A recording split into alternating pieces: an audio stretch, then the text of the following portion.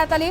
पाकिस्तानचे रडार सुद्धा भारताकडून उद्ध्वस्त करण्यात आले। आज सकाळी भारतीय सशस्त्र दलांनी पाकिस्तानातल्या अनेक ठिकाणी हवाई संरक्षण रडार आणि प्रणालींना लक्ष्य केलं। भारतानं पाकिस्तानप्रमाणेच त्याच क्षेत्रामध्ये प्रत्युत्तर दिलंय।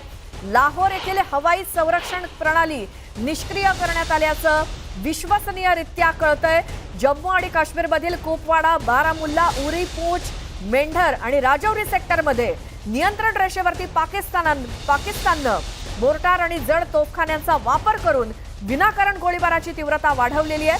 संरक्षण मंत्रालयाकडून तसंच सांगण्यात आलेलं आहे। आणि आता जी अपडेट समोर येते त्यावरनं लाहोरची एअर डिफेन्स सिस्टीम भारताकडून उद्ध्वस्त करण्यात आली आहे। लाहोरमध्ये थोड्या वेळापूर्वी स्फोट झाल्याची बातमी आपण पाहत होतो।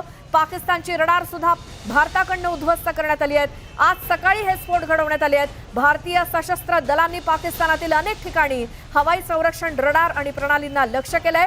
लाहोर आणि कराचीमध्ये 2 स्फोट घडलेले होते। भारतानं पाकिस्तान बरोबरच त्याच क्षेत्रामध्ये प्रत्युत्तर दिलंय आणि लाहोर इथल्या हवाई संरक्षण प्रणाली निष्क्रिय करण्यात आल्याचं विश्वसनीय सूत्रांकडून कळतंय। जम्मू आणि काश्मीरमधील कुपवाडा, बारामुल्ला, उरी असेल किंवा पूंछ, मेंढर आणि राजौरी सेक्टरमध्ये नियंत्रण रेषेवरती पाकिस्ताननं मोर्टार आणि जड तोफखान्यांचा वापर करून विनाकारण गोळीबाराची तीव्रता वाढवलेली आहे। संरक्षण मंत्रालयाकडून ही माहिती देण्यात आली आहे आणि आता पुन्हा एकदा भारताकडून पाकिस्तानला मोठा दणका। लाहोर आणि कराचीमध्ये आणखी 2 स्फोट घडवण्यात आले। आज सकाळपासून स्फोटाच्या या दोन्ही बातम्या समोर आलेल्या होत्या। लाहोरची एअर डिफेन्स सिस्टम भारताकडून उद्ध्वस्त करण्यात आली। दूरवरून काही लोक या स्फोटाची काही दृश्य आपल्या कॅमेऱ्यामध्ये सुद्धा कैद करताना दिसतात।